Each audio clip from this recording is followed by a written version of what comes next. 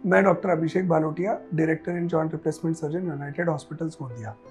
आज मैं आप लोगों से मिथ्स एंड फैक्ट्स, जो कुछ कन्फ्यूजन, कुछ मिसकंसेप्शंस है नी रिप्लेसमेंट सर्जरी के बारे में सोसाइटी में, लोगों के मन में, पेशेंट्स के मन में, वह दूर करना चाहता हूँ। यह सर्जरी आर्थराइटिस के लिए की जाती है। आर्थराइटिस के 4 ग्रेड होते हैं: ग्रेड 1, ग्रेड 2, ग्रेड 3, ग्रेड 4। जो ग्रेड 1, ग्रेड 2 आर्थराइटिस के पेशेंट्स होते हैं, उन पेशेंट्स को मेडिसिन, फिजियोथेरेपी और कुछ सेलेक्टिव पेशेंट्स पे इंजेक्शंस के द्वारा इलाज किया जा सकता है। लेकिन आपके डॉक्टर के कंसल्ट करने के बाद, एक्सरे, एमआरआई होने के बाद आपको ये बताया जा रहा है कि आपको ग्रेड 3, ग्रेड 4 ऑस्टियोआर्थराइटिस है। उन पेशेंट्स को मेडिसिन, फिजियोथेरेपी, इंजेक्शन से आराम नहीं होगा। उनको knee replacement procedure, hip replacement procedure यह कराना पड़ेगा।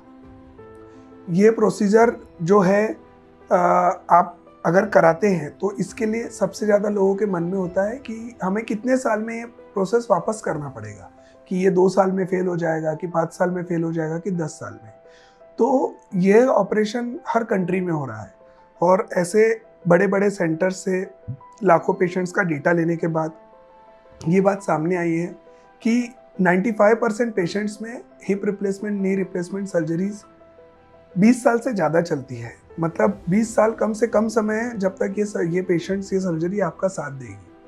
अपने को सेलेक्टिव होना पड़ता है वह पेशेंट्स में जिनका वेट 120 kg, 130 kg है, जिनमें थोड़ा सा लाइफ कम होता है। लेकिन जैसा लोगों के मन में है 4 साल, 5 साल, ऐसा कुछ भी नहीं है। 1% पेशेंट होते हैं जिनको इन्फेक्शन होता है ऑपरेशन के बाद, या किसी कारण से अनकंट्रोल डायबिटिक है, या जिनका 1 साल बाद एक्सीडेंट होता है, फ्रैक्चर होता है। उन पेशेंट्स को एक दोबारा प्रोसीजर करने का जरूरत पड़ेगा।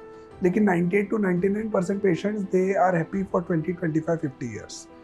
अप्रोप्रिएट एज क्या होते है ये ऑपरेशन कराने के लिए? यह ऑपरेशन कराने का सही एज 50 से 80 साल है। मेरे से पूछेंगे पर्सनली तो 50 से 65 साल एकदम आइडियल एज है। अगर आपको उस पीरियड में डायग्नोस होता है तो आप कराइए, क्योंकि आपका रिकवरी बेटर होता है, क्योंकि आप वॉकिंग कंडीशन में होते हैं, आपके मसल स्ट्रांग होते हैं। जो 65 से 80 वाला जो पॉपुलेशन होता है, उनको थोड़ा सा रिकवरी स्लो होता है, क्योंकि एज के कारण, लंबे समय से बीमारी होने के कारण उनको रिकवरी में, फिजियोथेरेपी में, मूवमेंट में थोड़ा सा स्लो रहते हैं वो पेशेंट्स। इसके बाद इस ऑपरेशन के बारे में एक और बहुत बड़ा मिसकंसेप्शन है लोगों का कि बहुत ज़्यादा दर्द होता है। यह पहले होता था, जब आज से 15-20 साल पहले टेक्निक्स नहीं थी पेन कम करने के लिए, पेन को मैनेज करने के लिए, तब ये सारी प्रॉब्लम, टेक्नोलॉजी पुरानी थी।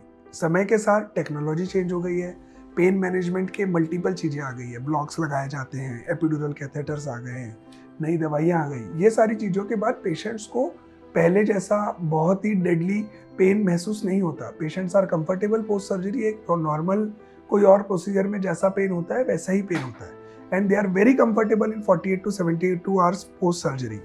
दूसरा एक बहुत ज़्यादा मिसकंसेप्शन होता है फिजियोथेरेपी को लेके, कि हमें 6 महीना फिजियोथेरेपी करना पड़ेगा, हमें 1 महीना बेड रेस्ट करना पड़ेगा। ये सारी चीज़ें बहुत पहले थी। आज की तारीख में, आज की टेक्नोलॉजी, आज का कॉन्फिडेंस जो सर्जन्स का है, जो इम्प्लांट्स, जो टेक्नोलॉजी, जो रोबोटिक्स, हर चीज़ उपलब्ध है। इसके साथ पेशेंट्स को 24 आवर्स के अंदर वॉकिंग कराया जाता है। पेशेंट्स को 48 आवर्स में स्टेयर क्लाइंबिंग कराया जाता है। 72 आवर्स में पेशेंट अपने घर चले जाता है। 15 दिन में पेशेंट्स अपने डे टू डे एक्टिविटीज़ में आ जाते हैं। तो एक जो स्टैंडर्ड टाइम है रिकवरी का, वो 1 महीना ही है। और अगर आप मुझे बेड रेस्ट के बारे में पूछेंगे तो 1 या 2 दिन।